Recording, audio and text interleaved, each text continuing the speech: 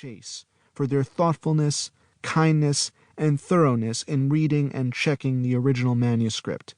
Thanks also to Lawrence H. Chamberlain, Arthur W. McMahon, Harry J. Carman, Alan Nevins, Edward C. Lindemann, and Martin Levin for their criticisms and constant encouragement. To Mark Jaffe, my editor, for wisdom and patience beyond the call of duty, and always to Elaine, my wife, for everything. Richard D. Heffner, New York City, August 5, 1952. New documents have been added to the various editions of A Documentary History of the United States. Textual changes have also been made in the connective commentary to improve this edition and to bring it up to date.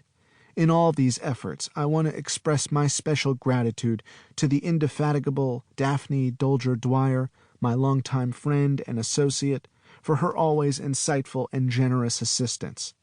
My warmest thanks, too, to James Fabiano, Garrett Broad, Alex Rabinowitz, Shireen Abules, and Mary Sammons, who continue to find needles in haystacks, and to the many other students who for more than 60 years now have made teaching both a privilege and a joy.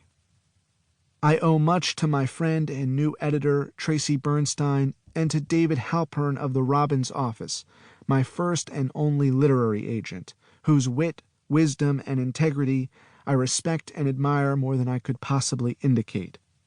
Most important of all, of course, there is my profound hope that Dan and Beth, Andy and Carla, and particularly my wonderful grandchildren, Alexander, Jeremy, Zachary, and Sophia, all find here much to cherish and to preserve. It is for them to do so.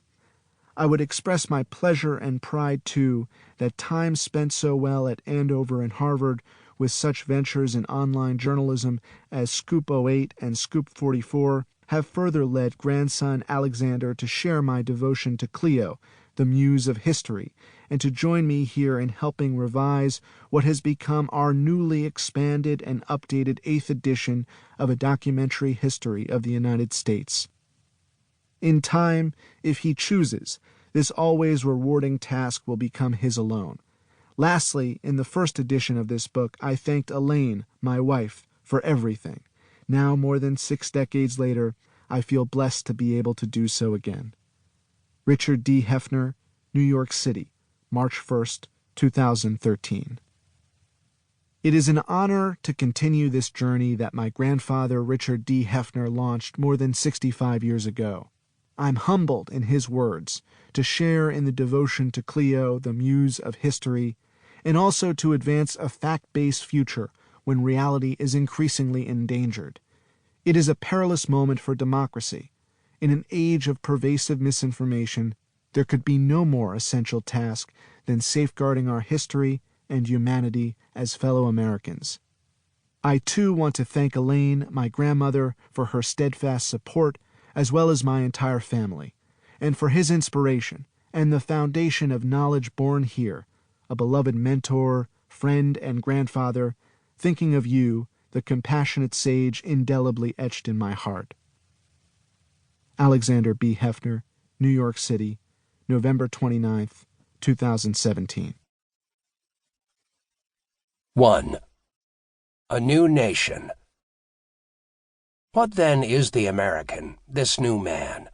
He is an American who, leaving behind him all his ancient prejudices and manners, receives new ones from the new mode of life he has embraced, the new government he obeys, and the new rank he holds. He becomes an American by being received in the broad lap of our great alma mater. Here individuals of all nations are melted into a new race of men whose labors and posterity will one day cause great changes in the world. The American is a new man who acts upon new principles. He must therefore entertain new ideas and form new opinions. From involuntary idleness, servile dependence, penury, and useless labor, he has passed to toils of a very different nature, rewarded by ample subsistence. This is an American. Hector St. John de Crèvecoeur, 1782. Freed from the tyrannical economic, political, and ecclesiastical restraints of the Old World, and blessed with a bountiful environment,